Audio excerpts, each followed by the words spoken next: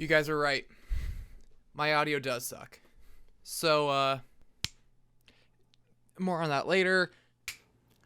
This is the Comica STA-U1, and it may or may not replace my current microphone. Let's get into it. Hello everybody, welcome back to a brand new video. In today's video, we're reviewing the Comica STA-U1. Now, admittedly, I was sent this microphone a long time ago, and I've just been kind of putting it off. As a result of finally getting around to it, some things and choices were made. So I'm not here to waste your time, so we're going to dive right into it. So what is this microphone? It is a 16mm cardioid condenser USB microphone with 24-bit audio recording. It has intelligent de-noise. It has an internal pop filter to block those plosives. It has a mute button and real-time monitoring. A stepless gain control. A RGB light design showing your audio levels as you talk, and a 360-degree rotatable swing mount and detachable desk stand, and is made of full metal material and shielding performance. And in the box you get the microphone, a weighted tabletop stand, a USB-C cable.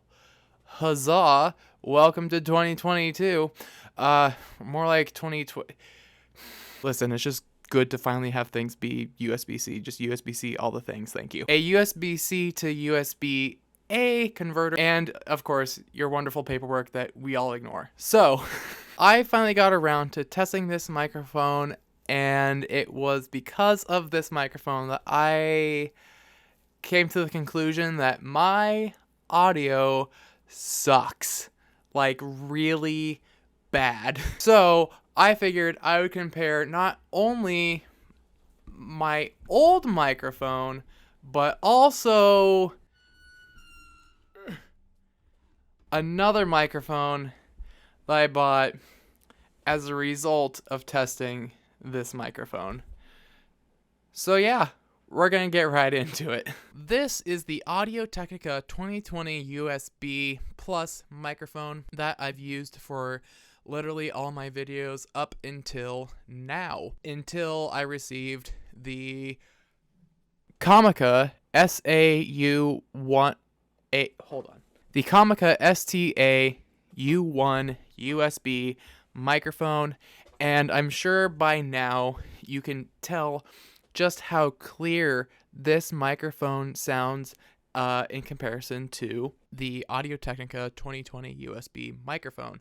This microphone has been out for ages, I think about 10 years. They have since come out with a new one that is USB-C, which is cool, and I almost got this one, but when I realized how not great this microphone was in comparison to the Comica microphone, I was like, no, I can't. I can't go back to this type of quality and be like, oh, I got the new. It's so good. Like, when this is gonna trump it easily.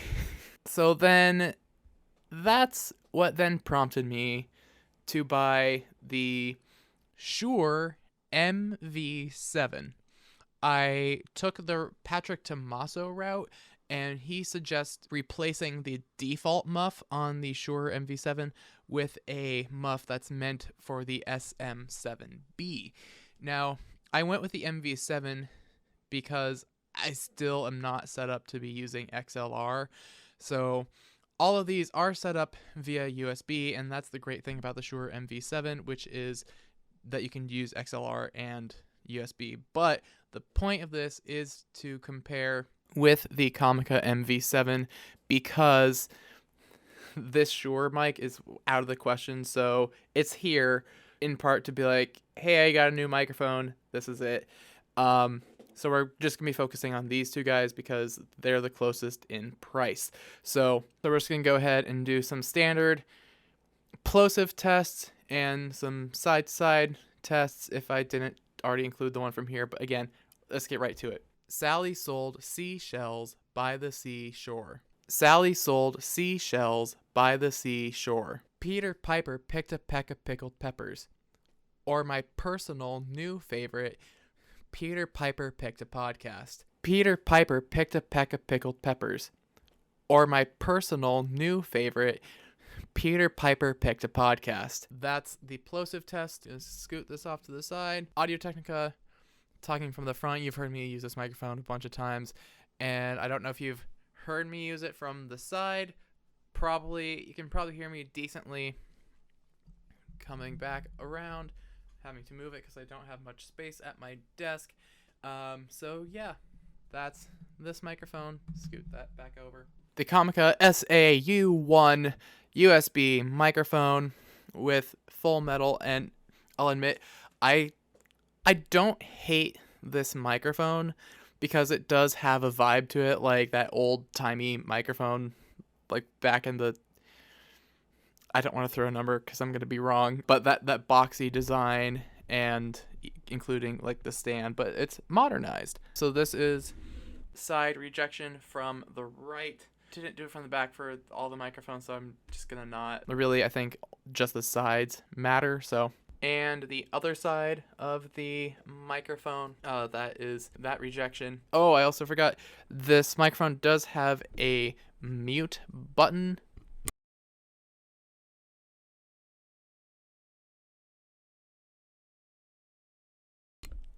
And I just saved you from hearing a really bad Good Mythical Morning joke. Tell me you watch too much YouTube without telling me you watch too much YouTube.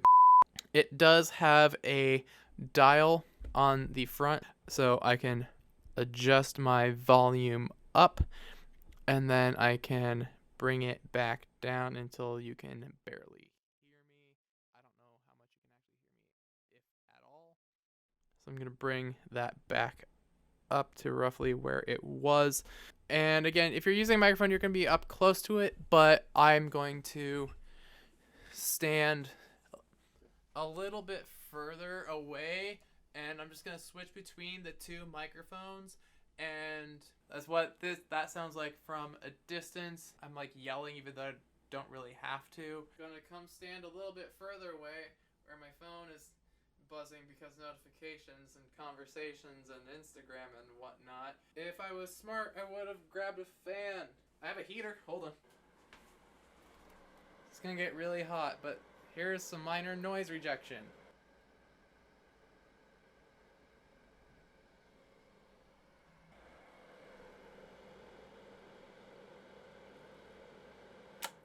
Alright. The pros of the Comica microphone. Obviously, this microphone sounds really clean and crisp and clear for this price point. And from testing I did prior to recording this video, you don't really get a whole lot of ambient background noise coming through. It still does, but just not as much. And overall, I feel like this microphone is actually legitimately built pretty darn well. It feels like a tiny bit cheap in different places, but it is an all metal build. Now, the cons, which I kind of already said, in some places on this microphone, it does feel a little bit cheap.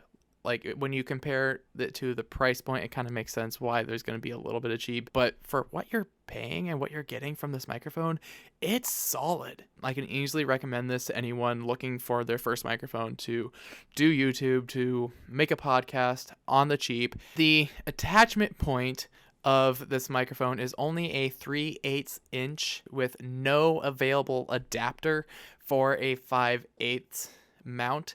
At least it doesn't come with one. So if you are wanting to adapt to a bigger mount, like the mount on my other boom arm, you're going to need to buy a separate adapter. That's one of those small things that would be nice if it were included, but adapters for that situation are fairly cheap. And I don't know how many people are going to be running into that specific kind of issue where they're needing to adapt a 5/8 to a 3/8. But the Audio-Technica mic came with an adapter for that. My Shure MV7 came with one. So take it or leave it. It is what it is. It's still a nice microphone. This is also strictly my own opinion. It looks a little bit weird on a boom arm. So if you're wanting to match the overall vibe of this microphone, if you care at all about aesthetics, just use the bass. But I understand a boom arm is the way to go, but it does look a little bit weird on a boom arm in my opinion. So in conclusion, After however long I've been making videos and listening to the Audio-Technica microphone for many, many videos, and now the Comica STA-U1, I'm gonna get that wrong. Um, the Comica microphone is the clear winner here in terms of what microphone you should be getting. I started this video off with, am I replacing this microphone with this one? If you couldn't tell, the answer to that is no. I did already allude to some reasons for why I'm not replacing the Audio-Technica with the Comica, and admittedly one of them is the aesthetics of it. I love the retro vibe, but because I have microphones on a boom arm, I just didn't like how it would look. And then again, I also have to buy a adapter for this, which again is cheap, but it's kind of a pain to deal with when it doesn't already come with, when this microphone and this microphone both came with adapters, but those were for going from smaller to larger. So I mean, either way, you're going to need a adapter for going from larger to smaller. And also, in comparison, not for everyone, but still, this microphone is still pretty solid for its price point, especially when a lot of us are still trying to budget and do things on the cheap. So if you are thinking about getting this microphone, you should absolutely do it, and you can do so at the link in the description. Now, there is an affiliate link, and if you do use that link, it does help me out a little bit. And while you're down there, don't forget to hit subscribe. Thanks for being here, and I'll catch you in the next one. Bye.